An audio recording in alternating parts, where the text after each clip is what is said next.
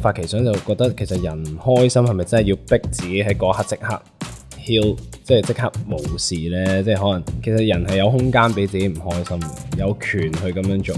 即係人都係動物啦，即係佢都有佢嘅能量係需要釋放出嚟嘅。有陣時嗰啲係負能量，有陣時嗰啲係正能量，你都要釋放出嚟。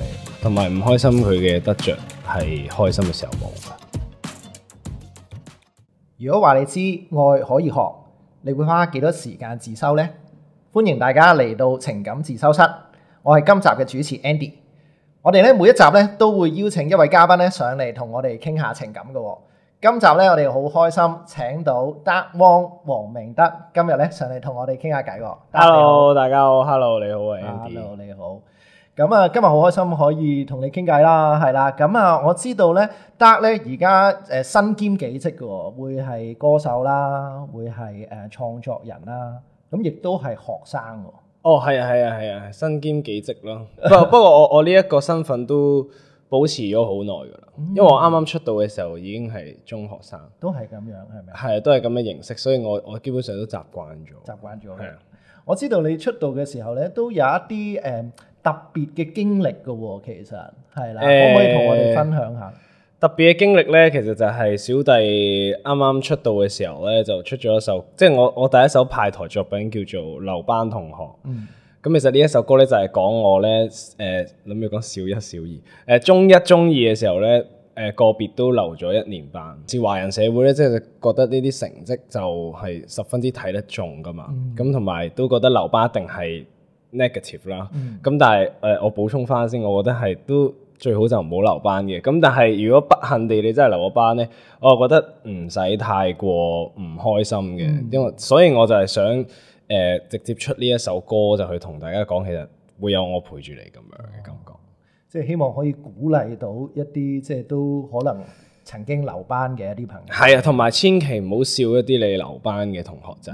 係啊，因為當年笑我嗰啲佢都同我同年畢業。好啦，咁啊知道跟住即係慢慢讀上去啦咁樣，咁然後就有機會去參加一啲歌唱嘅比賽，係咪咧？我啱啱疫情嘅，我記得係疫情之後冇耐，咁但係因為我疫情嘅時候唔知有咩做啦，因為嗰陣時又上網課咁樣，咁多咗好多時間出嚟，咁我就諗住試下 busking，就出街去做一啲街頭表演，咁但係我自己一個嘅，咁啊我就將啲片即係有人影我嘅片啊，或者自己拍嗰啲唱歌嘅片咧，咁就會 post 咗喺個IG 嗰度，咁公司咧就嗰陣時揾緊一啲叫做踢館組啊，因為其實佢個本身個比賽咧係已經進行咗半年㗎啦。咁佢哋諗住即係激發原本嗰啲人嘅鬥志，咁就揾多咗4個人做踢館組，咁我就係其中一個。咁啊，跟住即係知道你叫做喺呢個比賽之後就入行啦咁樣，咁啊跟住有機會出歌啦，係啦。咁啊，好似係咪公司都有一個同你約法3章係咪啊？即係我見你之前個訪問都有講到呢個情況。好耐啦呢個，係啊，就係嗰陣時公司就同我講話，如果成績即係哪怕有0.1分嘅進步都好，如果冇咧就冇得出歌咁樣。咁所以就激發咗，因為其實我由頭到尾都冇諗過自己會上到大學嘅。即係甚至乎我中5升中6都覺得有壓力嘅。即係嗰陣時我記得DSE 嘅制度就係要33233啦，即係最低要求。咁我嗰陣時即係學校都會有啲 predict 噶嘛，即係你考嗰啲校內試，咁啊 predict 完之後其實我係得7分嘅，係啊，定唔知8分到啦，即係加埋。咁基本上我對我嚟講係遙不可及嘅，即係你話要入大學都仲有一段好長嘅。係啊，即係讀阿蘇啊或者 high dip， 我覺得都好難。係啊，咁因為我本身係冇，咁但係因為佢哋咁樣講，咁我嗰陣時我人生就好似得翻唱歌咁樣，咁我為咗呢樣嘢咁咪努力啲咯。係咁最尾就好彩你又啱啱好掹車邊入咗去咁樣。中間做咗啲咩令到你其實都有一個幾大嘅突破？即係你頭先講其實又唔係話真係咁叻讀書啦，之前或者個興趣又唔係話真係咁大，有啲乜嘢其實係真係喺呢段期間係幫你即係能夠完成到呢個目標？首先如果分兩個層面啦。第一個就係即係現實嘅層面嚟講咧，就係、首先真係嘅，我進步嗰個空間好大嘅，即係你 pick up 翻啲好基本嘅嘢咧，其實係易過你去精一樣嘢嘅。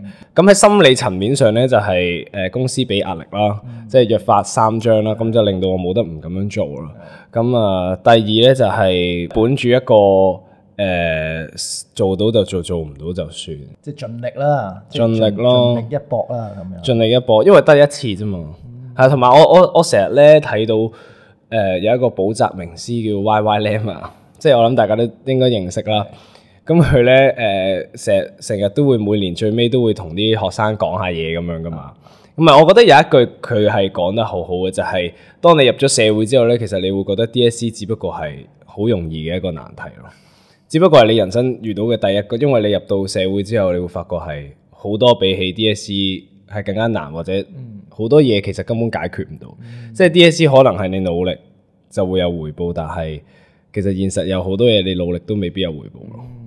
即係尤其是我覺得做我呢一行咧，其實你好多嘢都係賭注。即係我出咗呢首歌，我又唔 guarantee 有冇人聽嘅。即係因為我自己寫歌啦，我寫咗可能幾百首歌，可能公司都唔會揀一首嚟出。所有嘢都係賭住咯，做每一個行為都係咯，係啊。所以可能第一個難關，即係 DSE 呢個難關，其實你而家回望，可能係即係已經係比較容易去處理。我自己覺得係啊，我自己覺得係。咁但係我明嘅，因為我都做過學生，即係可能聽嘅人咧，即係如果佢今年要考咧，佢都係覺得我係亂噏嘅，都係好大壓力。係啊，好大壓力㗎！你唔好咁樣講啊！我明嘅，我明係好辛苦嘅。咁啊，關關難過關關過咯。係啊。即係入咗行之後，會唔會個壓力，即係面對嘅嘢就唔同？入咗行，啱啱入去嗰陣時冇嘅，依家就多咗啲。係啊，即係可能因為以前咧，其實我諗到啦，點解嗰陣時覺得唔辛苦，就係因為所有其實嘢都係委派工作，即係DSE 又係啦，即係所有嘢都係，即係你個自主性咧唔係咁需要。即係但係依家咧，基本上大學又係啦，即係大學其實你唔返學，你係有空間去走堂，但係你就要自己承擔翻個後果。工作都係啦，因為我過咗新人年啊嘛，咁基本上依家第4年都下年都第5年啦。咁其實好多嘢其實都要你自己去做咯，即係可能經營 social media 唔會再有人同你講應該點啊。頭先聽到即係到出咗嚟之後，就要多啲自己鞭策自己啊，係啊，即係對自己要有多啲期望。你點樣推動你自己？即係要做好啲，做好啲咁樣。我覺得首先係睇，我覺得有陣時都要同人哋比較下。即係當你見到身邊嘅人行得比你快啲啊，咁你咪努力啲行翻快少少咯。係啊，即係我覺得其實有陣時努力係冇得比較嘅，即係有啲人需要付出50，你需要付出70，咁但係總之去到嗰個終點咪得咯。咁但係我頭先話點解要比較，就係因為有陣時競爭心態都會令到你進步嘅。我覺得知道你會自己作歌啦，係啦。咁喺作歌嘅過程，其實你會即係個心路歷程係點嘅咧？即係你會諗緊啲乜嘢嘅咧？其實我分兩個階段嘅，一開頭最開始寫歌頭一年咧，咁基本上諗到咩就寫咩噶啦，即係嗰一刻想寫呢啲曲風咧就寫。咁但係最近咧就領悟到，其實咁樣太跳脫咧，佢有佢嘅好，但係時候都要轉下啦，會多啲編排。係啊，即係可能係會諗住一啲嘢去寫咯。係啊，嗰一期有啲唔開心，即係可能壓力啊或者點樣啦。即係我成日覺得一個人唔開心咧，就會挖好多唔開心嘅嘢，令到自己更加唔開心，即係好容易墮進呢一個陷阱嘅。但係咧突然間咧忽發奇想，就覺得其實人唔開心係咪真係要逼自己喺嗰刻即刻 heal， 即係即刻冇事咧？即係可能一定逼自己聽好多正能量嘅歌，或者睇好多心靈雞湯咁樣。咁其實我嗰一刻我係覺得其實人係有空間俾自己唔開心嘅，有權去咁樣做，亦都有呢個 right 去揀嘅。咁所以我嗰陣時就寫咗一首歌，就係關於我唔開心就由我，咁就唔需要特登正能量，因為總有一日會好嘅。咁同埋因為我覺得嗰一期唔開心咧，我係獲到好多平時開心獲唔到嘅得着嘅。例如就係因為我本身個人咧，即係可能情緒好易俾人睇得出。係咁所以咧嗰一期就好多人會主動關心我咁樣，係咁但係平時你冇事其實冇嘢噶嘛，即係你唔會有呢啲感受。咁同埋嗰一期唔開心，反而我會觀察得多咗咯。咁其實都係一個轉化嘅過程啦，即係你有一啲情緒可能透過你嘅創作、你嘅歌曲咁樣寫咗出嚟。咁你喺個過程裡面，你會唔會覺得即係喺呢個轉化其實對於你都會有啲幫助？因為有啲人可能佢會唔係寫歌嘅，可能我唔識寫歌，我可能會寫日記，我可能會做運動啦，做運動係啦，或者我同朋友講咁樣係係啦。咁係咯，你會點樣睇呢個過程？即係我係寫歌之後先有呢個覺悟嘅，即係就係寫歌其實原來係可以釋發到我嘅情緒嘅。然後又咁啱，又係符碌啦。原來情緒同作品咧係好大嘅聯繫嘅，即係其實 melody 都有情緒嘅，唔係淨係嗰份詞嘅。其實 melody 啊、編曲啊，所有嘢都有情緒嘅。咁所以我覺得呢一樣嘢係放我嚟講幾幸運嘅，即係我有一樣咁樣嘅嘢，係啊。咁但係如果大家冇啊，我又覺得即係好似你咁講，咪做翻自己中意做嘅嘢咯。即係可能有啲人係寫日記嘅。有啲人可能係打波嘅、游水嘅、做 gym 嘅，係啊，即係總之揾啲嘢去釋放你嘅 energy 咯。即係我成日覺得人咧，其實有陣時同動物都真係，即係人都係動物啦，即係佢都有佢嘅能量係需要釋放出嚟嘅。有陣時嗰啲係負能量，有陣時嗰啲係正能量，你都要釋放出嚟咯。係啊，咁我自己好慶幸就係有寫歌呢一個渠道，咁同埋寫詞原來都好有幫助，係啊。即係將一啲自己中意嘅嘢寫落去，咁當然啦，佢有佢技術含量嘅，即係可能你都要啱音，你要押韻咁樣。咁但係其實一開頭真係唔係咁緊要嘅，即係總之你想講嘅嘢就寫落去咯，係啊。咁我覺得我都係好多謝有呢樣嘢俾我做一個情緒出口咁樣。即係頭先阿德嘅意思就係，即係喺一個唔開心嘅時間，其實都可以俾自己有啲沉澱嘅時間，係咪咁嘅意思？即係都可以呢段沉澱嘅時間都幫你，其實個人都好似有啲成長，係啊，有啲沉澱，係啊，即係可以睇多啲更多唔同嘅嘢。係啊，同埋唔開心佢嘅得着係開心嘅時候冇㗎。喺即係喺你日常，即係而家頭先講啊，入咗行。面對嗰啲唔開心嘅或者壓力咧，同以往會唔會唔同？因為我覺得呢一行咧太多唔可以掌控嘅事。咁如果咁多唔可以掌控嘅事咧，其實嗰啲壓力咧係冇乜意義嘅。即係有90%都係自己俾自己嘅。即係我覺得呢個就係我哋呢一行同埋其他即係可能行業嘅分別咯。即係其他行業嘅分別可能佢有好多嘢其實可以自己掌控嘅，但係就會嗰個壓力可能外界俾佢，就佢覺得自己做唔到。咁但係我哋呢啲演藝行業咧，咁日子都係咁過噶啦，即係好同埋唔好，你都係要繼續工作。你如果唔好嘅時間工作就係準備，好嘅時間工作就係同人哋講你有準備咯。咁所以如果你未到嗰個時間，咁冇所謂啦，咁咪準備多啲先咁樣咯。我可唔可以用一種即係相對係比較平常心啲嘅心態去面對呢一種可能會出現嘅浮動咧？平常心，我係咯，我最近係，我以前唔係嘅，即係我都係講話我好 rush 嘅，所以我所有任何一啲小舉動咧，都會令到我好緊張嘅，真係啊！我個人又好容易俾啲嘢嚇親嘅，係啊，咁所以，但係依家就冇乜咯，依家個人就慢咗咯，係啊。以往當你好緊張嘅時候，你自己會點樣消化呢啲即係會被嚇親啊緊張嘅情緒？點樣消化？冇啊，我都唔識點樣消化㗎，即係例如我要表演咁好緊張，我又好驚自己出差錯咧，你就越驚就會越易出差錯嘅，係即係我覺得係要累積下經驗咯，即係人係要撞下板先知，即係有陣時你身邊嘅人講幾多句都冇用啊，你係要試過你先知嘅。有冇試過一個經驗係真係即係有一啲出錯唔開心咁，最後你係點樣面對佢？我嘅經驗就係我出錯都唔會唔開心，呢個係最大鑊。因為我就係有一段時間咧，我係都唔係有一段時間添啊，係大約半年前，即係 before 半年前咧，嗰啲時間咧，基本上我係成日唱 live 都會出錯嘅，係啊。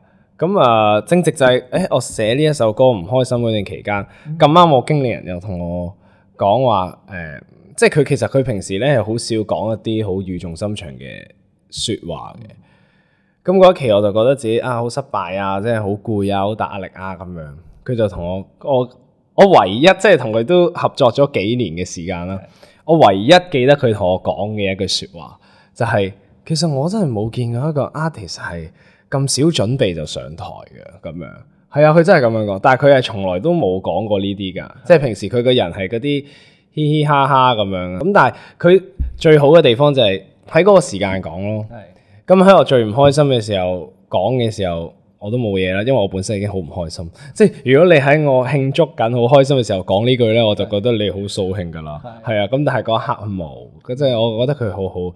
即係同埋佢講完嗰句我就覺得係咯，因為咧其實我由出道嗰陣時已經係中學生咧，即係少不免都會覺得其實都係玩啫。即係少不免都會覺得其實出道同我平時出去 busking 有咩分別啊？即係我都係唱下歌啫嘛，我都係玩下啫嘛。其實有一兩年嘅時間，即係頭嗰2年，我基本上都係咁嘅心態。咁就造就咗好多唔認真啊，或者係即係就係總之當玩咯，做唔做到冇所謂咯。我唔係真係as一個工作，咁但係因為經歷咗好多嘢啦，即係出道都一段時間都冇得唔學識呢樣嘢啦。咁所以依家慢慢就終於知道呢一份係工作咯，終於知道工作係需要啲乜嘢咯。係啊，即係如果要玩嘅話，就留翻喺第二啲時間咯。係啊。即係所以，即係呢一樣嘢又對你，即係喺工作上，即係嗰個諗法個態度會有一啲會有唔同㗎。因為其實有陣時咧，我覺得反差好緊要㗎。即係平時一個即係咁開朗，平時笑騎騎嘅人都同你講呢啲説話，咁你就覺得係真係好緊要呢件事咁樣。咁自此咧，我都唔知，但係我起碼我唔知道我嘅表演係咪有穩定咗。但係起碼我有做準備咯，係，我覺得呢個已經係好好啦，係啊。即係而家喺表演之前就會有多啲準備。會㗎。以前真係冇㗎，即係以前頭一兩年咧，我真係起身沖，因為我每日都會起身沖涼，有呢個習慣。我就係沖涼，即係嗌一兩聲就上台㗎，係啊，即係打天才波咯，係啊，即係我由細到大都係打天，因為我冇接受過一啲真係專業嘅唱歌訓練啦。吉他啦，即係所有嘢都係自學嘅，所以我慣咗呢個模式，即係出道嗰一兩年，係啊，咁所以，算啦，唔好再俾 credit 佢啦，但係都係佢點醒咗我咯，可以叫喺呢一個方面。OK，喺我諗即係音樂嘅道路上面就係咁樣啦，即係我頭先都聽到得，即係話其實你個人都係即係開心嘅。係咪啊？係㗎，唔會有好大嘅壓力嘅。呢樣嘢喺你生活態度上邊，會唔會都係一個有一個正面嘅影響咧？正面嘅影，我諗係啦，同埋因為我最近開始都呢半年開始做 gym 啦，咁樣我身邊咧本身有啲朋友係都一齊做嘅，即係可能我哋3個一齊做下咧，佢哋又有一個好奇怪嘅觀念，佢哋又覺得。算啦，我都唔會練到好似健美選手咁大隻嘅啦，我都係唔做啦。咁我就覺得有陣時你諗咁多做咩啫？即係你做下，可能你做3-4年就係嗰種咧，即係點解要諗到？即係我覺得有啲朋友就係佢好中意諗到係，如果佢唔係做到世界第一咧，佢就唔做啦。咁你冇噶喎，世界第一得一個，係咪先？咁你可以朝住呢個目標去進發，但係你唔可以覺得自己做唔到就。連嗰樣嘢都唔做噶嘛，即係我覺得係好奇怪嘅，係啊。所以即係我聽到得都有一個咁樣嘅諗法，就係即係 enjoy 而家呢個 moment 多一啲，即係少啲要諗得太遠或者太多咁樣。我覺得有一樣嘢要諗嘅，就係諗翻你之前咯。我覺得呢樣嘢好緊要，即係。其實我因為一直做咧，我無論係讀書啦、寫歌啦、唱歌啦呢一行啦，甚至乎依家涉獵到寫詞啦、編曲啦、彈唔同嘅樂器啦，你你慢慢行咧，其實你唔會覺得有啲咩嘅，即係我可能到呢一秒咧，係我都唔覺得自己有啲咩技能，有啲咩叻㗎。但係當你諗翻你之前係點樣嘅時候咧，你會覺得自己叻㗎，真係㗎。即係如果哪怕你諗2年前都係同依家冇乜分別嘅，咁你咪再諗遠啲咯。即係你係點都會有進步啊！你人生係點都會有進步。即係你依家嘅職位一定係比你以前高，你個人一定係比以前高，你賺嘅錢一定比以前多。即係你諗翻去最之前咧，其實你點都要，即係要俾多啲信心自己。我覺得有陣時，即係冇人會俾你嘅，冇人有責任去俾信心你嘅。其實我甚至乎我覺得入咗呢一行，其實好聽嘅説話咧係冇用嘅。即係其實淨係會講好聽説話俾你嘅人咧，你可以過濾下先。但係反而講難聽或者現實啲嘅説話或者硬耳啲嘅説話咧，嗰啲人就真係真心想幫你咯。係啊，即係譬如你頭先經理人係啦，我唔想再提佢啦。雖然佢係附錄咁樣。係。OK， 呢個即係你頭先講呢個方法，會唔會都係你自己俾自己一個信心嘅一個方法？即係有時會諗翻以前嘅你同埋今日嘅你，即係中間嘅審視一下你中間有啲咩付出。其實呢一個係我最近先開始做嘅，係啊，咁我就今日分享下咯。因為我以前都唔會話睇下自己以前係點，依家係點樣做一個比較嘅。我以前都係覺得自己，其實都係咁啦，即係一直行，因為你唔覺嘅，你自己行下，尤其是身邊如果冇人同你講嘅話，咁你係更加唔覺嘅。咁但係我又覺得最緊要自己諗下咯，係啊，咁有陣時又瞓唔着，咪又諗下咯，係啊，即係諗下，琴晚都一覺瞓醒啦，今日點會唔得啊？咁樣咁就瞓咗㗎啦。咁不過即係除咗自己諗之外，都慶幸有身邊嘅人好人去提你啦。所以其實身邊嘅人都係好緊要啊，即係我覺得身邊嘅人其實係，當你唔開心嘅時候，佢就會幫你。其實有陣時咧，我覺得即係所以我唔係一個好嘅示範嚟嘅。其實有陣時咧，做人係要主動啲嘅，即係因為每個人都有佢自己嘅生活，有自己嘅問題，佢唔會有咁多時間去問你係咪有冇事。但係當你同佢去講你有事咧，佢就會幫你。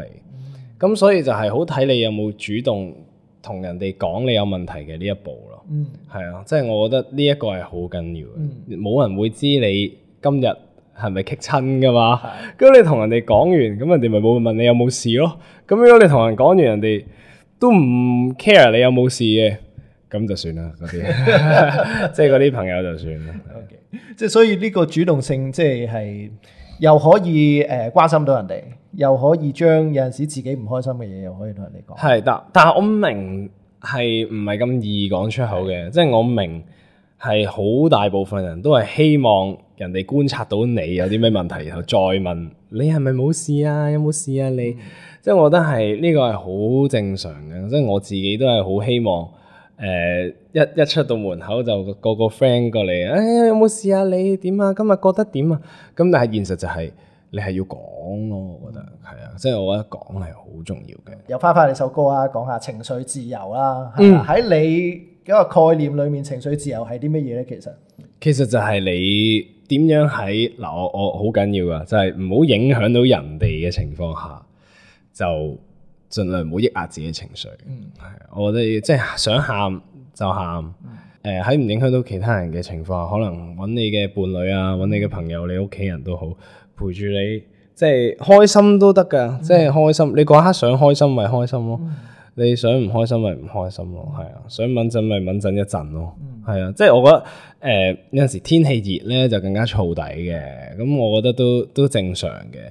即係有陣時你見到有啲人燥底咧，你就唔好去咁樣。即係我覺得即係多啲關懷啦。即係每一個人燥底嘅背後咧，都會有冷靜嘅佢嘅，係啊。咁只不過係嗰一刻佢處理唔到啫，係啊。即係所以有個空間啦，係嘛，同埋揾啱嘅人，係啦，冇錯，又可以俾自己一啲空間。係啊，即係我覺得嘅情緒自由係咁樣。得喺你日常生活你自己做唔做到㗎？我通常咧寫歌嗰啲人都做唔翻自己寫嘅嘢出嚟嘅，係啊。咁我覺得我做到嘅都係啊，都有，都係嗰段時間咯，即係唔開心嗰段時，即係寫呢首歌嘅嗰段 period 之後，我好大得着咯，係啊，就覺得其實唔開心就喊下啦，即係放鬆下啦，係啊，即係其實情緒係好麻煩嘅一件事，但係你一定會有嘅一件事咯。即係你應該慶幸自己有情緒啊。